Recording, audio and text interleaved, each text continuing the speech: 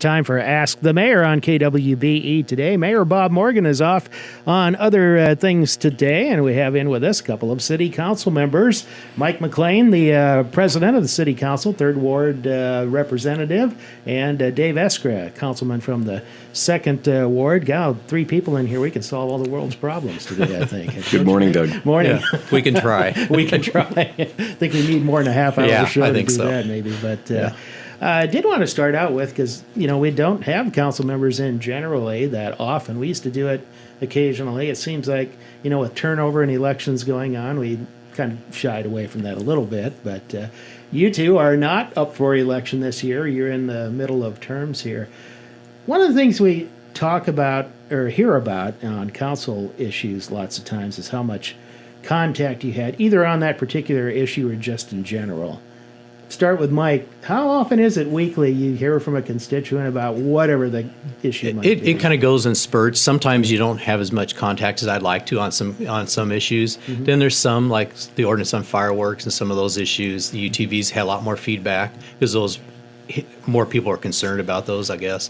But when we have bigger projects like expansion for the industrial park, very little feedback on some of that stuff, which is a little disappointing to me. I'd like to have a little more, but there is the occasional ones for street, a tree, odds and ends like that come through, which I'm glad to take care of. Dave, what about you? Very much during a typical week? Well, I don't get contacted very often. I know that that the citizens all have the councilman's cell phone numbers, and we talk to some of the councilmen, and they get contacted on a pretty regular basis. Maybe I'm not approachable. I don't know. They all have my phone number, and I don't hear a lot. Yeah. What about phone versus email versus personal contact? Does one seem to be more prevalent than the other when you do get a contact, or what do you prefer? A lot of it seems to come by email, and that's probably the easiest because then I have time to. Because with work, sometimes I can't answer my phone all the time, but email works the best for me. How about you, Dave?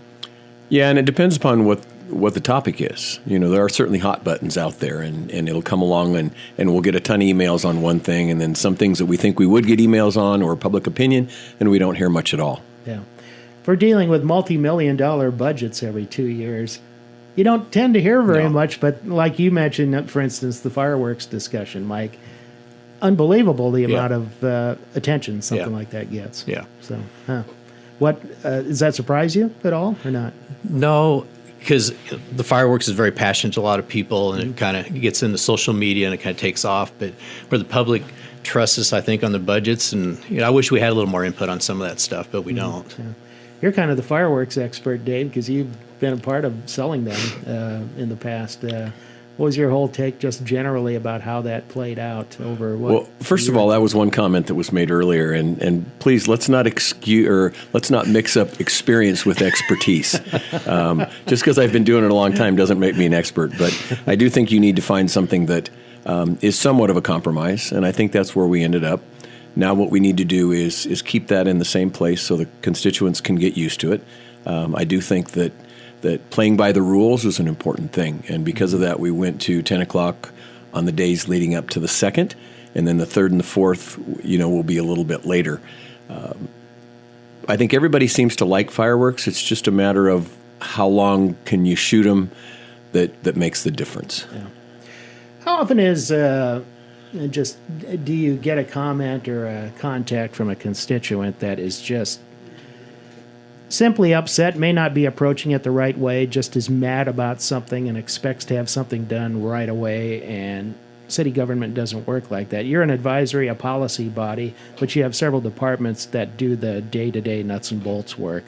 Does it happen very often that you just can't convince somebody of or reach a solution that's going to say satisfied? I guess I haven't had a lot of calls like that. Mm-hmm. Usually they're pretty specific when I get one, but for the most part, no, I haven't. Yeah. I would imagine that's partly fueled by today's social media atmosphere we're in, that it's easy to just it's easy to be mad about something. And do you experience that at all, Dave, or no? Well, as we were discussing, not all hot buttons happen at the same time. True. And some media outlets get things sooner or later, and then it becomes a hot button, and it really upsets people. I do believe part of the reason that we don't hear a lot of it from the council is we have such an outstanding staff that handles the majority of the things. We're still a policy board, not necessarily a day-to-day, solution. Yeah. Mike, being in your second term now and look back to when you were first elected, is it pretty much what you expected it would be, or does anything kind of surprise you about how the council and the mayor interact with the public or relate to the public? Yeah, it's been a good learning experience. When I first got on, I didn't know exactly how it all worked. You come from it's one thing to look at it from the outside, that when you're in there, it looks a little different. But yeah, it's been a great experience, especially how the process works. You think you can change a lot of things. You don't realize how structured it is, from federal regulations, state regulations, to what the management has to work with. So it's been great. I've really enjoyed it. Part of it's consensus building, I would imagine. Exactly. You have to, And compromise, like Dave said. Yeah. I was told when I ran the first time by a former council member, it's all about compromise, and it very is, because you can't get your way all the time. Yeah. Dave, you had the advantage of being on the Board of Public Works for a long time, and you chaired that body. Did that help out in being a council member then later? Oh, absolutely. The knowledge that you learn over a period of time about the Board of Public Works, the budget, the costs, and things like that is phenomenal. And it's very difficult to learn quickly, and so, yes, being on that board for 12 years gave me a lot of knowledge on that part of it. But that's just one part of what the city does and the council does. There's probably 6 or 7 others. And so, one part's utility, the other part is real broad-based. Mm-hmm. Before we take a break here, a couple of events coming up soon. One today, there's an open house at the Beatrice Public Library, I believe, on it's called the Safe Streets Project program. It's kind of one of those where you can come and go, Mike, isn't it? 4 to 6. 4 to 6 at the library. Mm-hmm. We received a grant to help analyze crash data and accidents to help develop a safe action plan for the city. It's made up of 6 members from the community. We have Tobias Templemeyer from the city of Beatrice, James Burrow, our city engineer, Sergeant Brian Carver from the police department, Dr. Jackie Nielsen from the Beatrice Public Schools, and myself, and then Jessica Jaworski from a citizen group. So, and we're trying to look, people can come and give comments about speed limits, bike trails, sidewalks, what you like to see done to make the community safer. And then we'll come back with a plan to present to the council on how we can kind of address some issues that the citizens see. Dave, is it kind of a precursor to maybe grant possibilities out there, or what, on something like this? I'm not sure if it is or not, but... Well, there's grants out there for just almost anything. Yeah. You just have to have the capabilities to go after them. Mm-hmm. We've hired a grant company now in the last 6 months that has really hit the ground running and done some pretty neat things early. Mm-hmm. And those will possibly get Beatrice some money down the road. Mm-hmm. Any of those announcements are expected to come sometime this summer or fall, or have you heard? I believe the RAISE grant is in June, I believe. Yeah. Okay. Yeah. Seems like there were a couple other ones out there that maybe had later deadlines or so that are coming up. So, City Councilman Mike McLain and Dave Eskra with us today on Ask the Mayor. We'll come back and have more in a moment.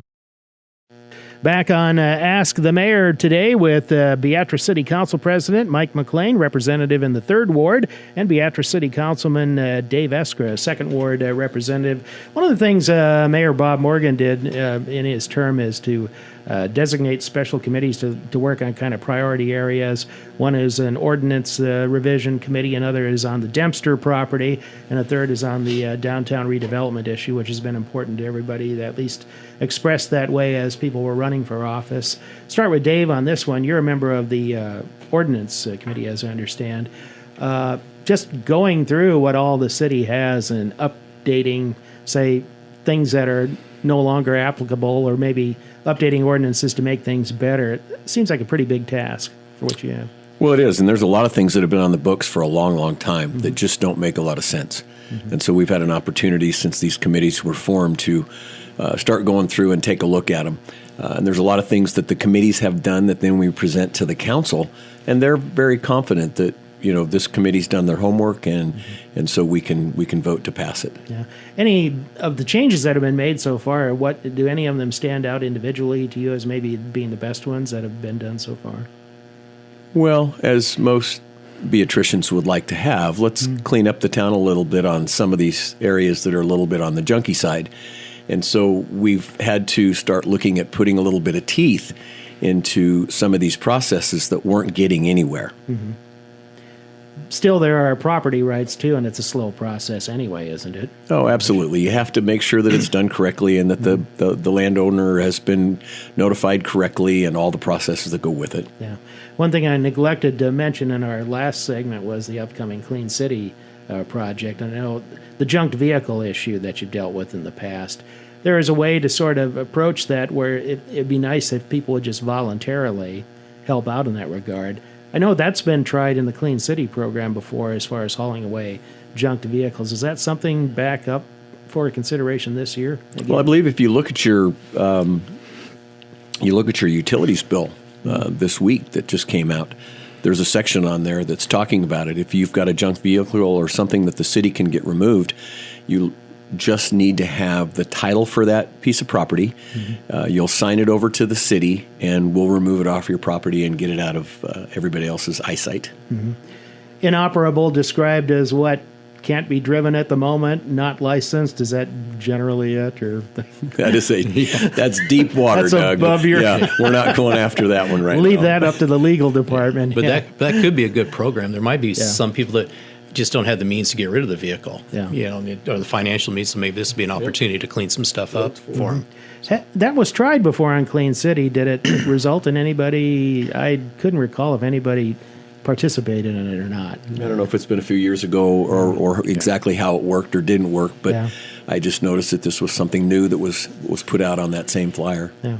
Before you get to Mike, anything else on the ordinance committee as far as what you're looking at, or maybe some of the next things that might come before the council that seem to really stand out among that effort? Or? Yeah, I don't think there's anything earth-shattering, not that we're talking about right now. Okay, all right. Mike, you're with the Downtown Redevelopment Correct. Committee. Yeah. I know one project that sort of relates to that coming up here, I think it's this year, is the Ella Street project, not far from the museum, and what to do with that block there, where you have a mix of bricks and asphalt and broken concrete, and you have kind of the weird arrangement of traffic there. What do you think can be done with that? Well, I think the first thing we have to do, I think, is a lot of infrastructure. I think there's sewer and water mains that have to be repaired first, and we have to start at the bottom and kind of work up Ella Street. I think eventually we want to have some plans to mirror what could happen on Court Street when we're done. So I think they'll start in that first block or two and kind of work there, then work our way up as we get funding available to us. Yeah. Would it be appropriate also for other points on Ella Street? I mean, you mentioned Court there too, but I know that's been an issue too, whether or not you might make that more. Yeah, so I think that's in part of the plan too, is include Ella Street up to Court Street. Yeah, I see. It's a little bit down our list to talk about, but bring it up now since it kind of relates, though, the Court Street Corridor project. Yeah. A lot of money involved there. And that seems to be what, Mike, kind of the sticker issue right now. I mean, it's a great project. I think it would be great for the downtown area if we could design it. It just takes a lot of money to do it when you're moving it. I know the state of Nebraska has some funding available maybe for us. That worth the RAISE grant, that'd be great for that project. But yeah, I'd like to happen tomorrow, but it's probably a few years down the road just because of the funding aspect. Yeah.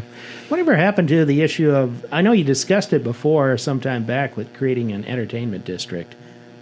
Is that still sort of in the works? It's kind of there, part of the arts district and that part down. I think it's just kind of there. In the planning and some strategic planning, it's there, yes. Is that something that might come to fruition if the court's that would be I would say that'd be more practical at that time. Kind of chicken and an egg thing first. Because then you could the old highway would become more pedestrian friendly, some of the easier to walk, some of the stoplights would be eliminated. It'd make it a little more attractive then. Might ask both of you this. Cities made use of several downtown redevelopment grants that combine private investment and also the public grant to sort of redo storefronts and things like that. Then there's the whole issue of what to do at the Kensington, the Paddock Hotel down there. As far as progress on those areas, I would imagine the grant thing, that's visible. Dave, how do you see that as to how that's maybe helped transform the downtown a little bit? Well, I think we all agree that the Kensington is a mainstay. It's on the historical register, so it needs to stay. We do think we have a company that is very interested in redevelopment and purchase. I'm not exactly sure where we're at with that large grant that came from the federal government, and the state was doing some maneuvering, I think, with it to make sure that it's used properly.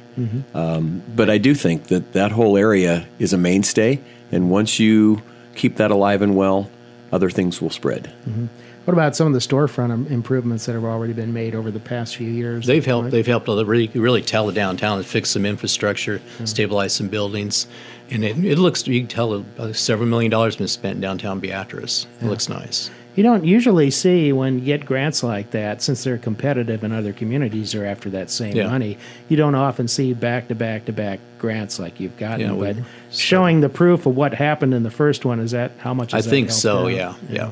So it's kind of, So, City of Beatrice has done a great job in that, in the committee that oversees that, yes. Yeah, it does look nicer. Of course, you have issues like sometimes buildings have to come down because you can't save them. You had a couple of those on the 400 block of Court Street on the south side, and there's an effort to make use of part of the open space now too there. But sometimes, Dave, you just can't save things, can you? They get to a point where the building's just too dilapidated. Can't do anything with it. That kind of was the case with the Barber building. Mm-hmm. It had gotten to that point where there was just no way of saving it. The infrastructure had kind of gone downhill. We're thrilled to death that we're able to take that down and have two solid buildings, beside it that we can turn into. I think the Leadership Beatrice program is doing some things in there with the park. Mm-hmm. So, got to find a use for it. Just don't want to really leave it there. And hard to build in a space like that too, in a packed downtown like that. So, and that's what's nice about the city now. We have that inspection process that we started about 3 years ago. Every 3 years, adjoining buildings are all inspected now, so we can hopefully find problems to keep those from happening again in the future. Because those buildings were leaking for 20 or 30 years. They didn't happen overnight. Yeah. I want to ask you this.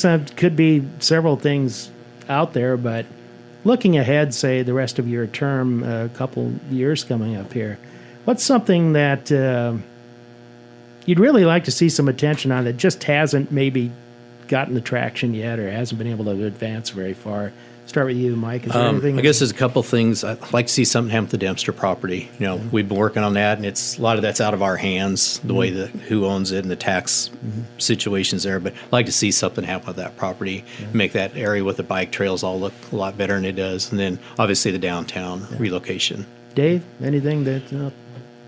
Well, now that we're going to have our hands on the school building sites from the old elementaries, getting that property addressed so that it can be residential, I think is very important. Both Lincoln and Paddock sit in an area where a nice residential addition would be good for the neighborhood. Yeah. And I think that's something that we're looking forward to right now. Would help address a housing shortage too that communities all over the state are facing. Right well, if you look around, there are places in town where either a house has been torn down and a new house has been put there, and it's happened quite frequently up in the Northeast corridor. And so it's happening. There's lots of people that are buying older houses and fixing them up and making them nice for rentals or whatever they're choosing to do. But if we could get a new development in a couple of those places, it really could, like you said, ease some need. Kind of similar to what happened with the old Beatrice Community Hospital site, where you took the hospital down, then all of a sudden it took some time to do, but now you have new homes there. It's kind of nice. So, very good project.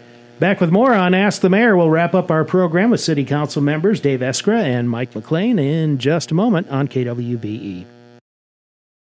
We have about 7 minutes left on our Ask the Mayor program today. In with us, Beatrice City Council President Mike McLain and City Councilman Dave Eskra. We were talking about the Court Street Corridor project a little bit. You still have out there the Lincoln Street Corridor project, which again is a money issue, isn't it? Very true. I know there was discussion at one time as to whether or not you take a whole big part of that at once or you do it piece by piece. What do you think is the most likely to be done first, I guess? I'm guessing it'll be done in piece by piece. We'll start up by the new elementary school. We got to work on that intersection up there on 33rd Street. And then they've identified 3 or 4 areas that need the most attention. And as funding comes available, we'll probably concentrate on those and then eventually get it all linked together. At one time, Dave, it was mentioned about doing something with 6th and Lincoln intersection because you got that little area that sort of jogs off to the side there. Is that still kind of on the board there as maybe one of the initial parts of that, or how do you see that? Well, as you know, anytime you do something with a state highway, You've got all kinds of issues that you have to deal with, and the state gets to say, we do know that there's 3 lanes going one way and 4 lanes going the other way, and we need to blend that together so that it is easier to understand. And I would bet that that's probably one of the first areas that gets addressed. Yeah.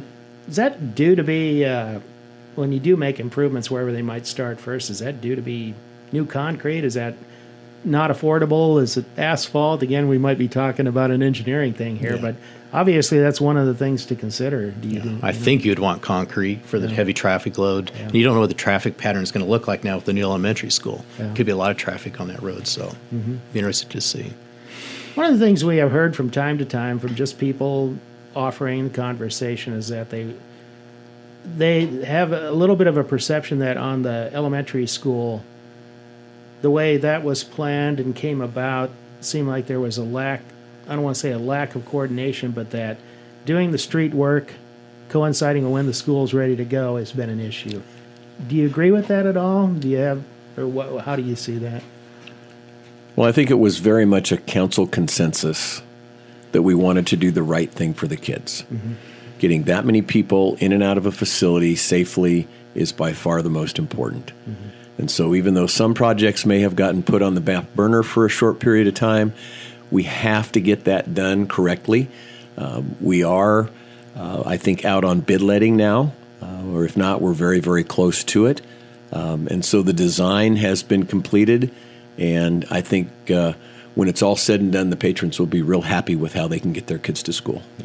And it will be a roundabout at 33rd and Lincoln, as I believe so, yes. Yeah, okay. But adjusted a little bit so it fits? I mean, you have there's quite a bit of room there when you think about it, because you have state property to your north, residential to your east. Of course, you got the school property, which leaves room there too. Yeah. Is it going to be fairly workable, do you think, or what's your thought on that? I think it will be, yeah. How about? I think you'll see the roundabout shifted a little bit to the southwest, which protects the properties on the east and stays away from the state ground on the north. So as that whole thing blends together, say from Christ Community to that roundabout, we know that there is 3 roads there, one going in and 2 coming out. And so all of that has to be designed in a process that we can get kids there. And I think it's been a satisfactory decision. Yeah. It's going to be interesting to see when the school building opens, those times right as kids are arriving and when they're leaving and how that goes. I imagine there'll be a little bit of heartburn for the first year or so till the construction is all done at the road. It is going to be a challenge. Yeah, but it's progress, I guess. That's the way it goes. So, and you open up sites for, like you said, Dave, residential development or something like that.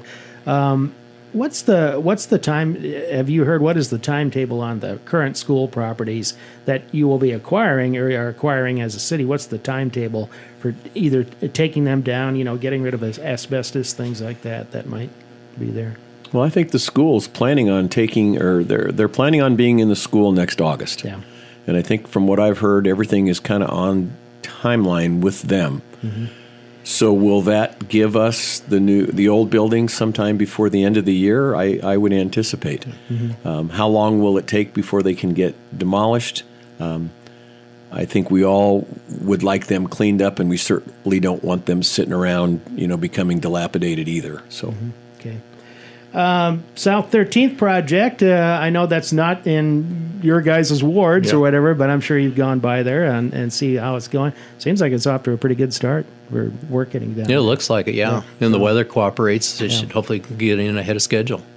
Kind of a tough situation there, Dave, with the residences on the east side, because you don't have, there's like one way in, one way out. You can't really do much with it, but it takes some kind of creative arrangement there to get that all done. Well, it is, and it's a pretty good chunk of traffic that goes in and out of that area for those people. And so, we've just kind of got our fingers crossed and hope that the contractor gets in there and everything goes smoothly and no concerns or issues, and maybe we're out of there by, the first part of the summer. Yeah. Well, and the thing is, too, people see nothing going on there after one part is paved.